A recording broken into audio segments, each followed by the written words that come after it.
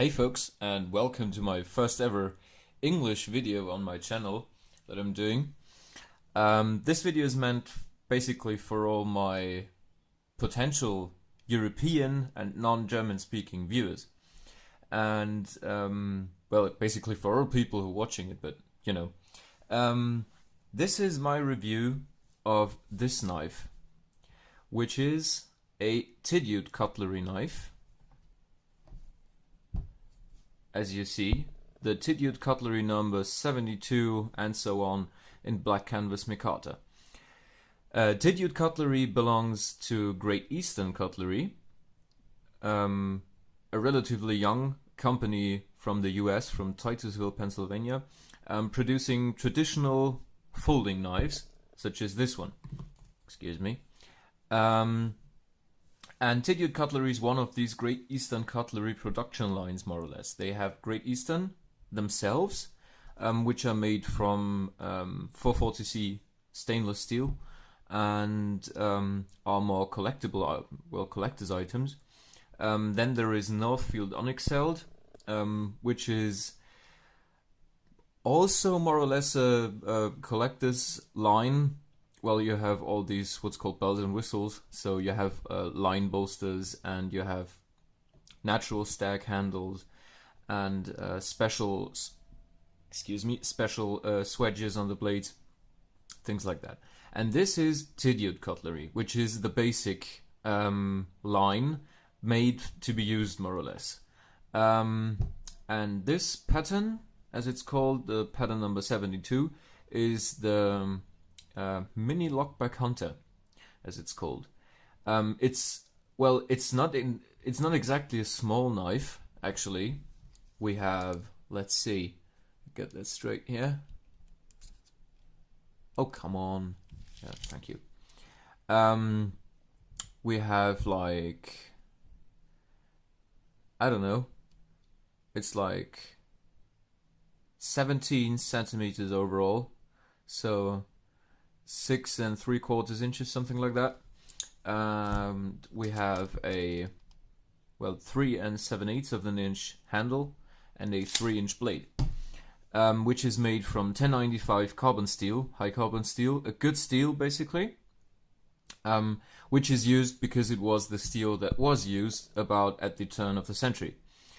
I bought this one at a shop in Great Britain, from a guy called Mike, a very nice guy. I'll put the link in the description to his shop. He's got some Great Easterns listed, he's got Tidioutes listed, and some Northfields as well. He also does sell other collectible and rare knives. He's got Randall-made knives and, well, other collectible and rare stuff. He's a very nice guy. I do recommend him. Check out his website. Check out these knives on his website, and he's got very moderate shipping costs, and he's a very nice guy to talk to.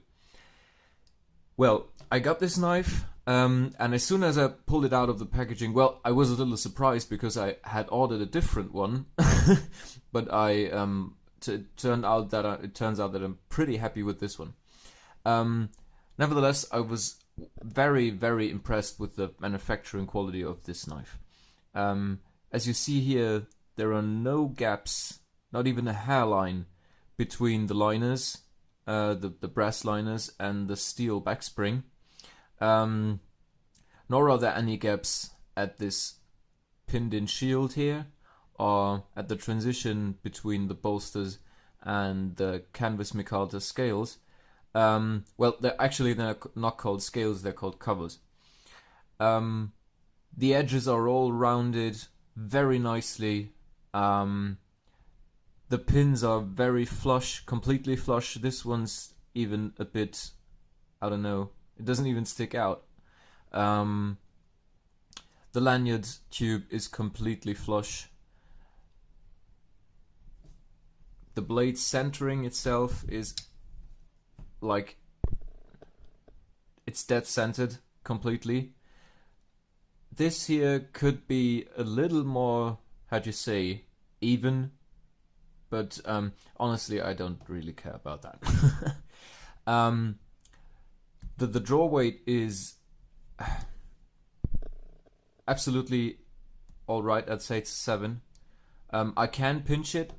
Right now I've got a bit of sweaty hands, so it's a bit hard. But usually I can pinch it using the nail nick. I can pinch it and I can use the nail nick as well. Walk and talk is great. It's absolutely smooth. There is no gritty feeling here, and it snaps into place very positively. Snap. I like the sound. I like when knives sound good. And this one does not have any side-to-side play, but it does have a bit of it sounds ridiculously I don't know, extreme, but it isn't. It's just a tiny bit, but it rattles a bit back and forth. But that's something that these knives, that's something they can have, this kind of play, and just that's caused by the way they're put together, by the construction itself. The pin that holds the blade inside the liners and the bolsters is a bit small, and if you constructed it in a way that it would be completely dead tight, you couldn't get it open, or you wouldn't be able to open the lockback mechanism. Overall, I'm very impressed with this knife. It is so well made from front to back, and if you consider that this is like completely handmade, except for, well, the machines that grind the grind or that punch out the outline of the scales or something, this is exceptionally great. Here we have the blade stamping Tidioute Cutlery made in USA, and here's Titusville Ironworks, which means this knife is made from 1095 carbon steel, and the heat treat is done by Great Eastern Cutlery. Below that you can see the pattern number, which is a bit hidden in any position, so we have to reference this damn thing again. So it's 721112. 72 is the number of the pattern, so mini lockback hunter. Then 1, the next 1 stands for 1 blade in the knife. The next one is for the handle material. Well, I'm not quite sure, but I think it's for the handle material. So micarta. And 12 is the year of manufacturing, so 2012.